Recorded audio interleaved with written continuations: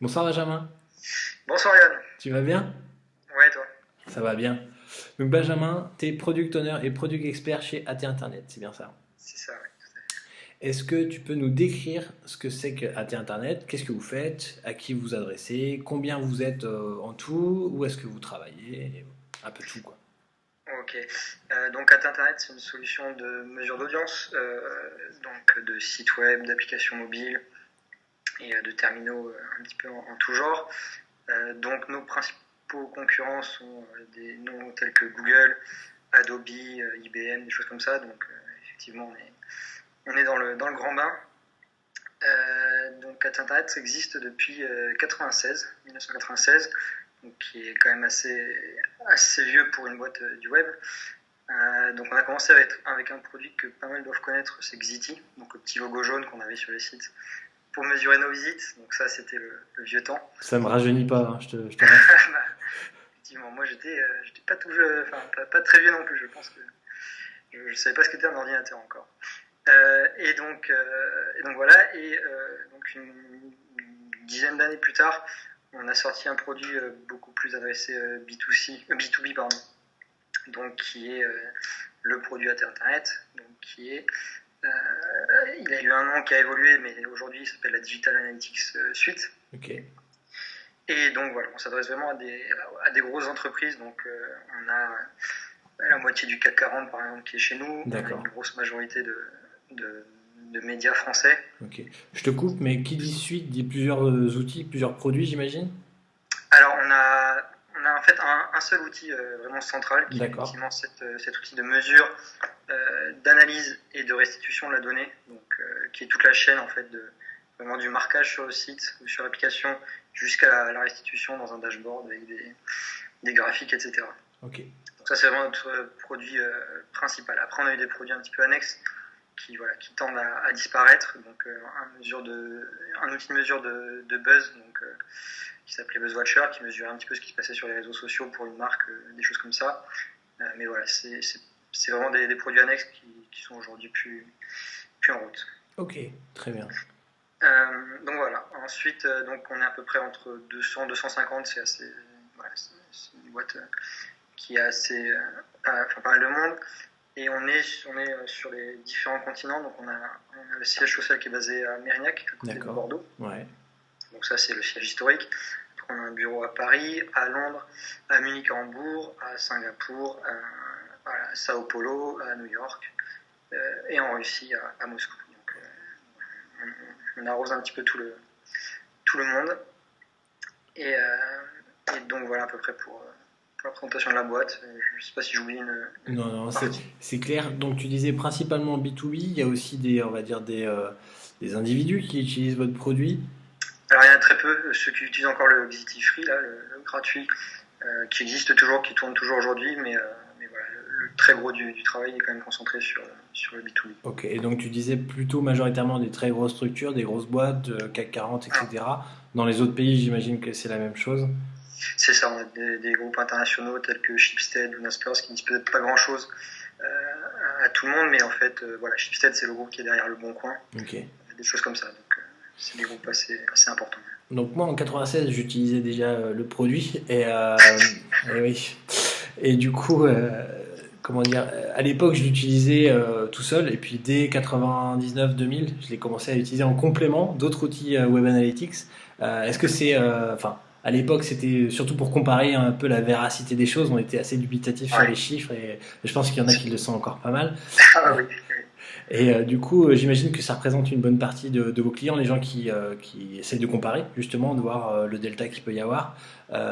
Est-ce que c'est une grosse partie ou finalement non, les gens en ont qu'un et on essaie d'en tirer le plus grand fruit?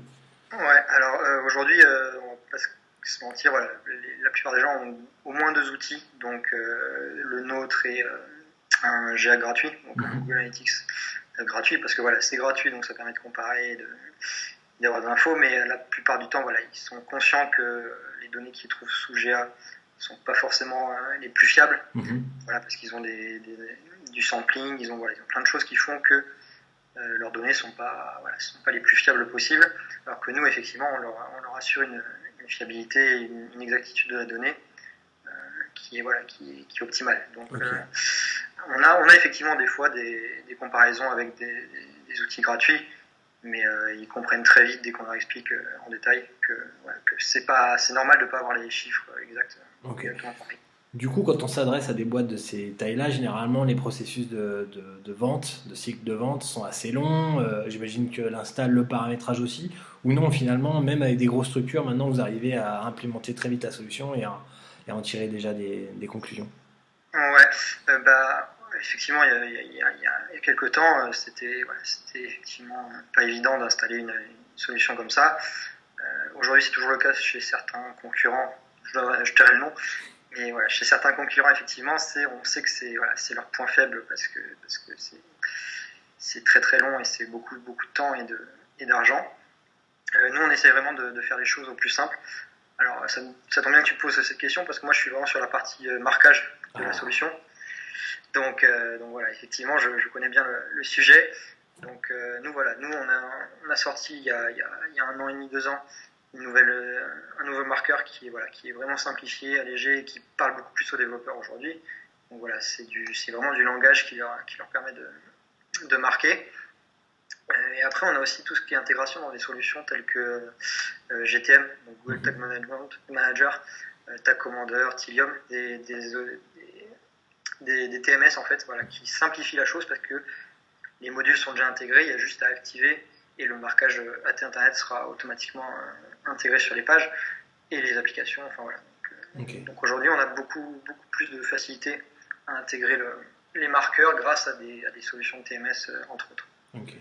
Donc les outils de marquage et d'analytics, c'est des outils qui a priori vont parler à pas mal de gens qui regardent la vidéo. Mais globalement, est-ce que tu peux nous résumer quels en sont les usages principaux parmi vos clients?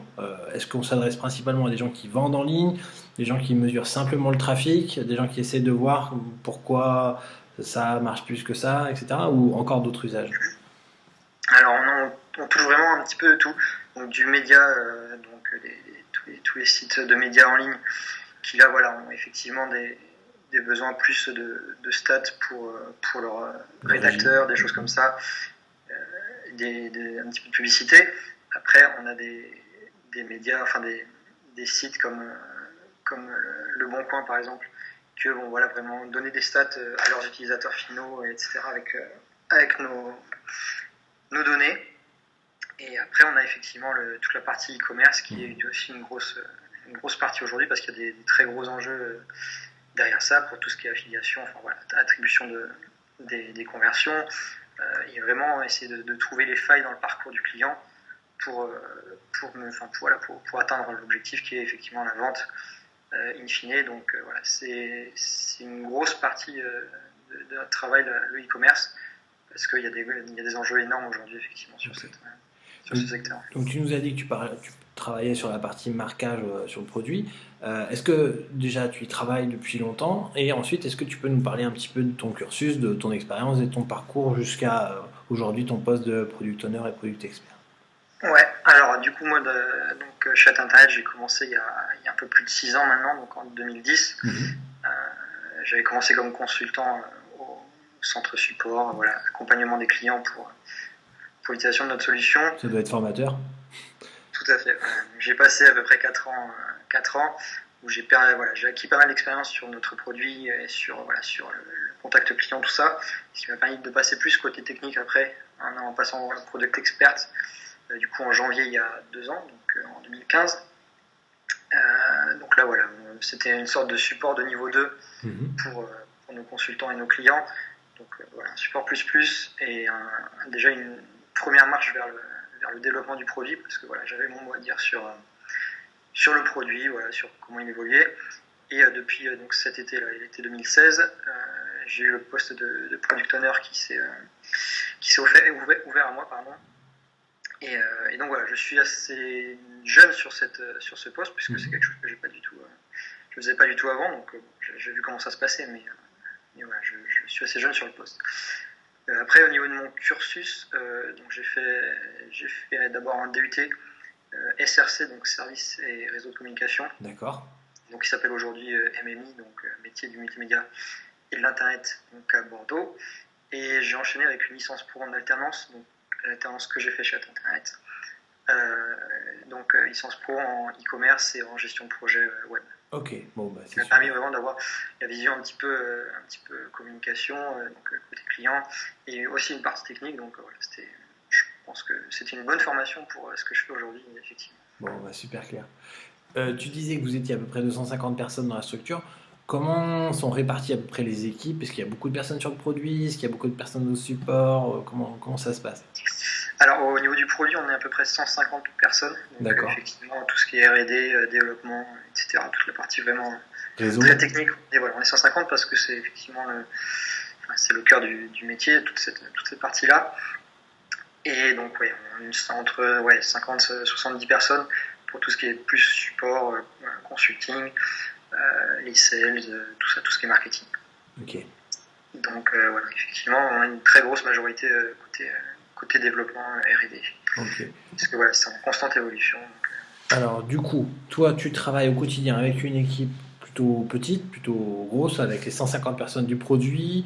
Comment vous êtes organisé en interne? Est-ce que vous avez, comme tu l'as dit, tu travailles sur le marquage, est-ce que chaque partie du produit est un petit peu divisée comme ça et il y a des petites équipes autour, ou Ouais. ça se passe autrement? Non, c'est ça, c'est exactement ça. Aujourd'hui, on est divisé comme ça, c'est vraiment par étape dans la chaîne de traitement. Donc on a une première équipe qui sera la partie collecte, donc sur laquelle je suis moi. Donc là, voilà, on est 5-6 personnes dessus, donc sur cette partie collecte. Et après, on a, alors, je ne veux pas dire de bêtises, mais 6 ou 7 équipes, donc entre le processing, le stockage, la récupération de nos données, la data visualisation. Donc voilà, on est 6 ou 7 équipes, donc qui vont entre 6 personnes. Je pense que la plus grosse, c'est une quinzaine de personnes. D'accord. Aujourd'hui. Ok. Voilà, dev et PO compris. Ok, ça donne une bonne idée. Et pour qu'on ait encore une fois un petit peu plus de contexte et qu'on comprenne bien un peu l'ampleur de la tâche à accomplir, est-ce que tu peux nous donner une petite idée du volume finalement d'événements que vous traitez par mois, année, je ne sais pas.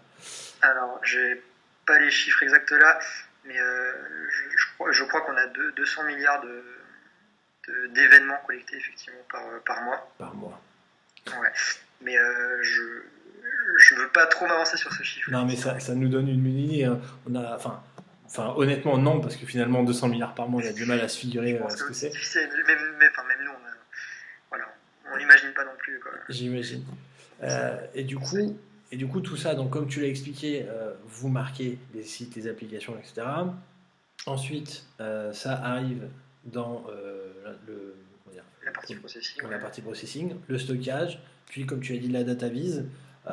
J'imagine qu'il y a encore d'autres fonctionnalités dans le produit ensuite. Ouais. Il y a toute la partie export qui permet d'exporter la donnée, toute la partie gestion de l'API aussi qui est une grosse base puisque toutes nos interfaces se basent aussi sur cette API en plus de l'offrir aux clients. Et après, on a des API beaucoup plus bas niveau, si je puis dire, qui sont vraiment des requêtes sur les données en brut. Donc les données brutes qu'on reçoit, avec un minimum de traitement de notre côté qui est juste, en fait, on va affecter une visite à l'événement, mais on ne va pas aller jusqu'au détail de quel navigateur c'était, etc. D'accord. Tout ça, c'est côté client, il récupère en brut tous ces événements et il va les traiter de son côté. D'accord. Ok. Et du coup, donc aujourd'hui, dans une de ces équipes, tu es accompagné de développeurs, de data scientists, de plein d'autres métiers, ou non, finalement, vous avez 2-3 métiers? Non, ouais, c'est juste entre guillemets les développeurs, donc le product owner, le product expert dans certaines équipes.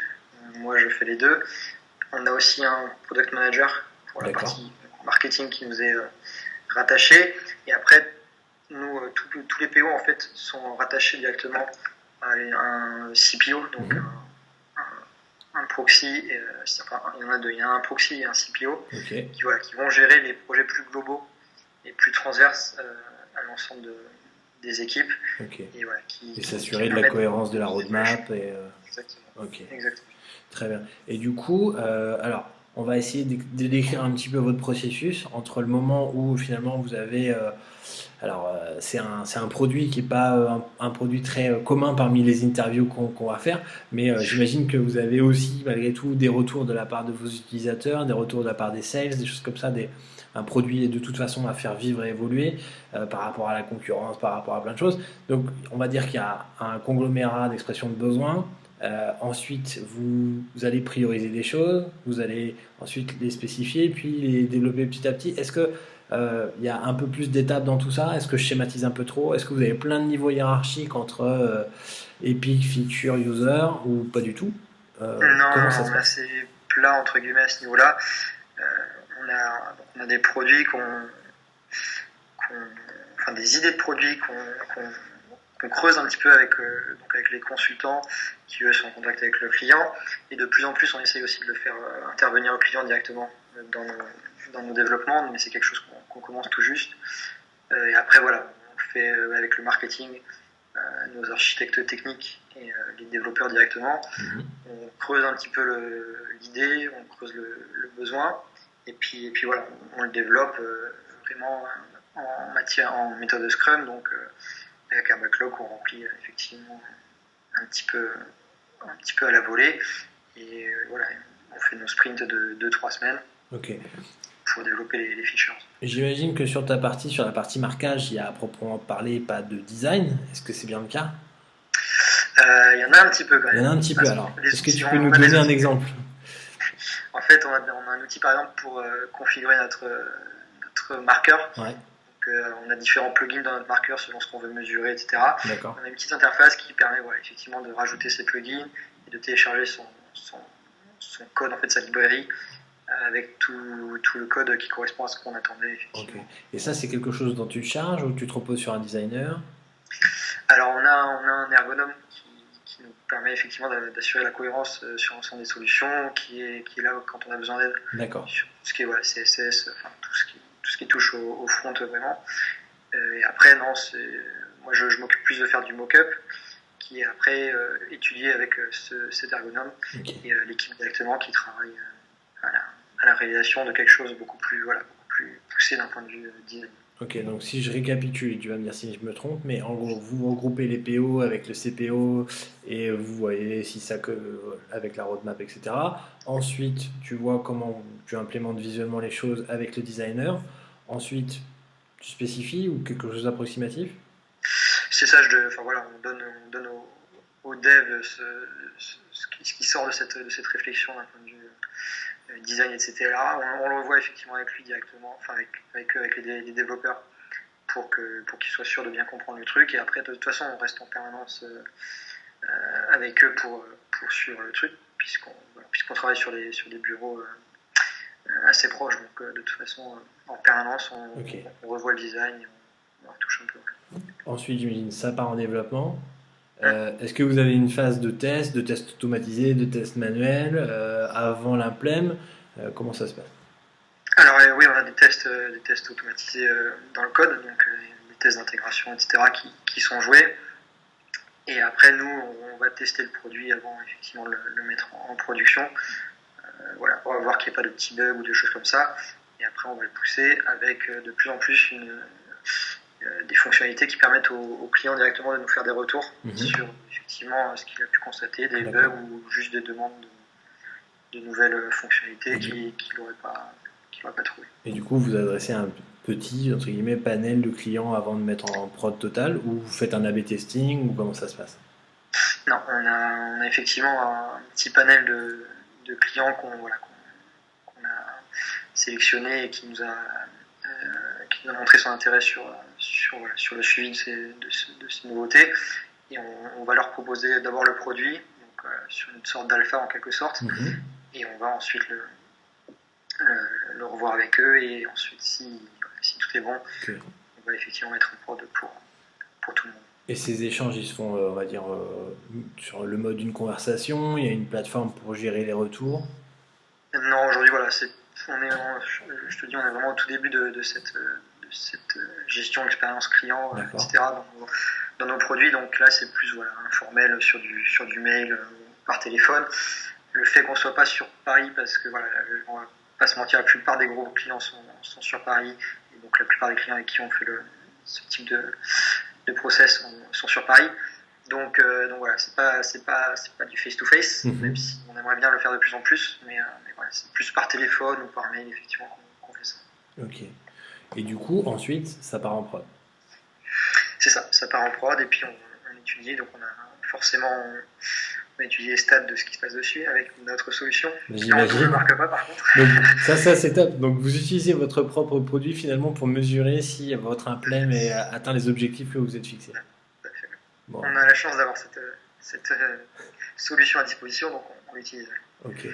Et vous vous donnez un certain laps de temps pour, on va dire, valider ou finalement abandonner les choses ou modifier. Euh, c'est pas défini, ça dépend vraiment de chaque projet, des objectifs qu'on s'est un peu fixés sur chaque projet. Et effectivement, si ça ne fonctionne pas, on saura le reconnaître et dire stop au projet avant de le sortir s'il faut, ou même une fois qu'il est sorti. Ok, ok. Ça vous arrive souvent de modifier ou de retirer des choses. Non, honnêtement, Ok. Et pas souvent. la sonnette d'alarme, c'est plutôt métrique, c'est plutôt numérique, c'est des choses où vous dites non, là, on n'arrive pas à nos objectifs, ou c'est simplement des retours clients. C'est un peu des deux, effectivement. Voilà. Sur des produits, si on voit que ça prend pas, mais on trouvera forcément des raisons pour lesquelles ça prend pas. Par exemple, c'est un peu difficile à implémenter ou voilà, c'est pas forcément adressé à tout le monde. On se dira, bon, on va attendre un peu et là, on va demander au client pourquoi il l'implémente pas. Donc, c'est un peu la mixte des deux. En fait, voilà, le premier niveau d'alerte, ce sera effectivement les métriques. Donc, si les KPI ne sont pas atteints, etc., on va commencer à se poser des questions.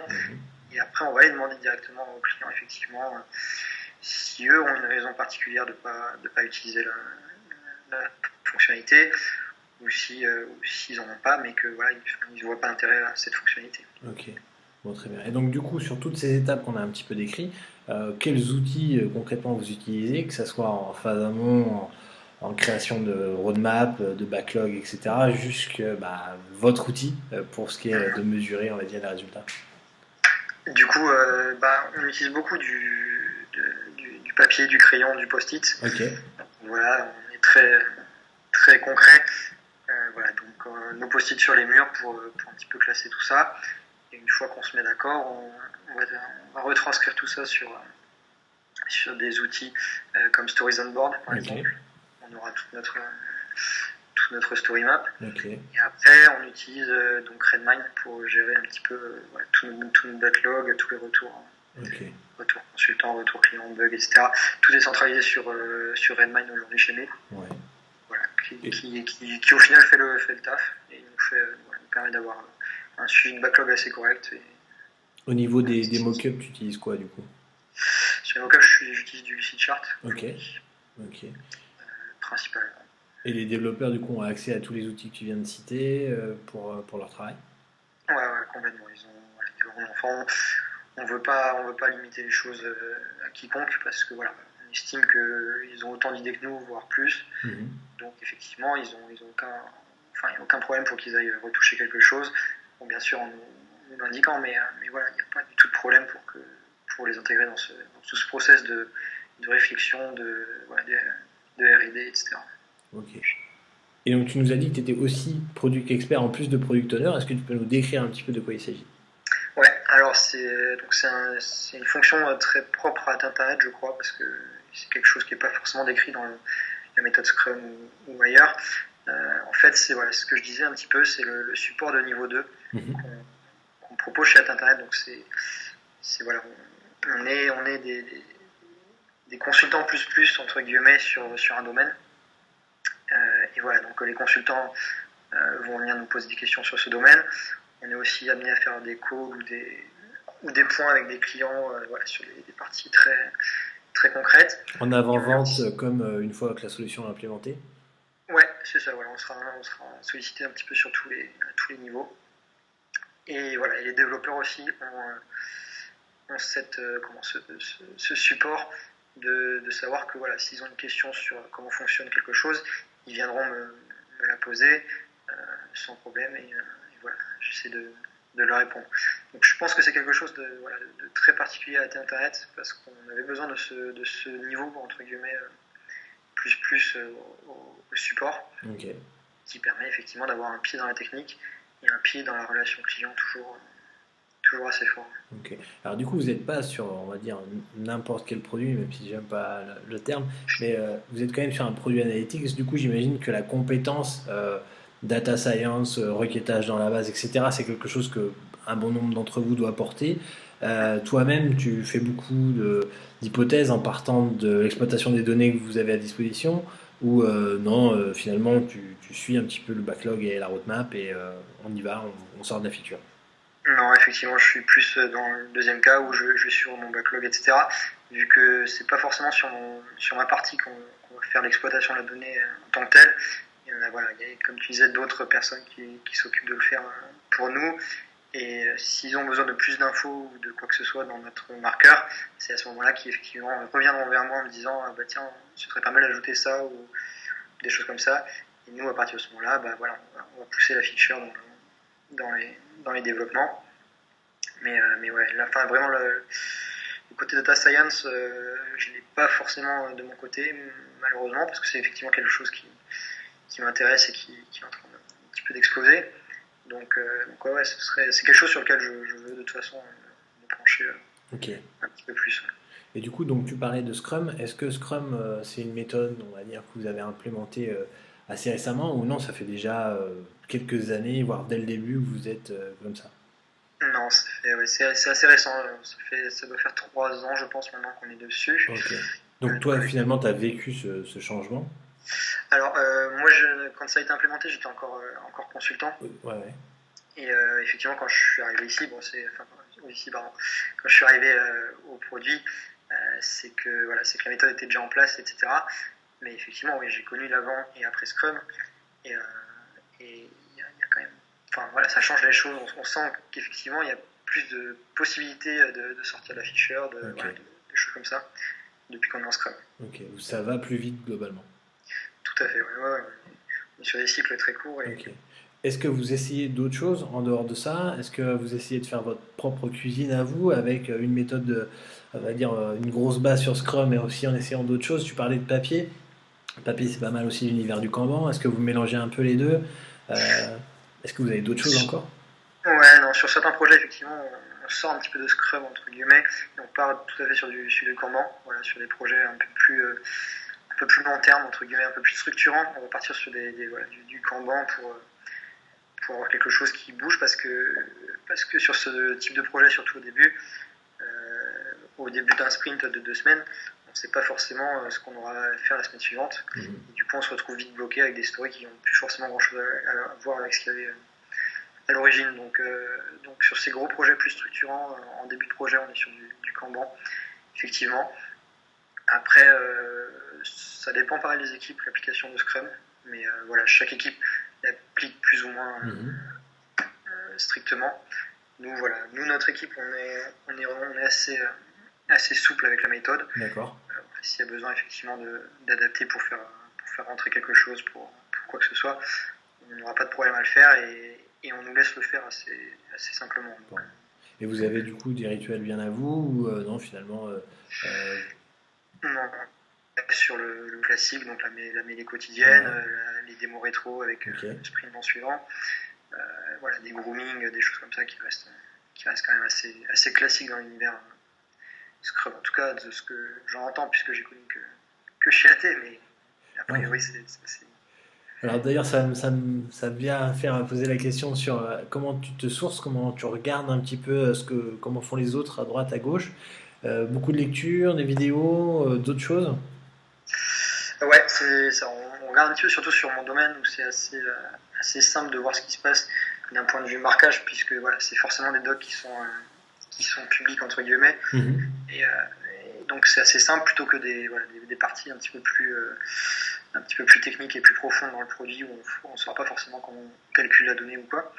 Donc moi j'ai cet avantage-là de pouvoir aller voir effectivement tous les articles de blog dès qu'il y a une nouvelle fonctionnalité qui est en place, des choses comme ça, où moi voilà, j'ai effectivement la possibilité de creuser et de voir comment ils font certaines choses. Voilà, et même si on a une nouvelle fonctionnalité à sortir qui existe déjà ailleurs, on peut effectivement aller voir comment eux l'implémentent d'un point de vue marquage. Mhm. Donc j'ai effectivement pas mal de chance. Après, je creuse aussi pas mal GitHub pour voir ce qui se passe à gauche, à droite, pour essayer d'implémenter des petits trucs un peu plus intelligents ou un petit peu plus performants sur nos solutions. Ok. Alors du coup, j'ai deux questions qui sont un peu en parallèle. Hum. Comment tu vois l'avenir à la fois du métier, de product owner, product expert, éventuellement product manager, et comment tu vois l'avenir de l'analytics en règle générale? Alors, l'avenir du métier, je pense que voilà, il faudra sûrement l'adapter un petit peu pour tous les enjeux qui arrivent, parce que je pense que d'un point de vue global, le produit en lui-même évolue, parce que voilà, on est sur de plus en plus de demandes d'un point de vue client, on est voilà, sur des cycles encore plus courts, je pense, qu'avant. Donc effectivement, là, je pense qu'il faut s'adapter sur le truc, avec tout ce qui est beurre, etc. Voilà, toute l'ubérisation, on connaît un petit peu tout ça. Après, sur l'analytics, je pense qu'on en est qu'au début, entre guillemets. Voilà, aujourd'hui, on parlait de big data il y a peut-être 2-3 ans. Je pense qu'en fait, ça commence vraiment à partir d'aujourd'hui. Enfin, aujourd'hui, ça commence tout juste là. Et voilà, on va avoir de plus en plus de données, de sources qui vont se recouper, de possibilités de faire des choses assez intéressantes avec voilà, tout ce qui est machine learning, tout ça, qui va apporter, je pense, beaucoup de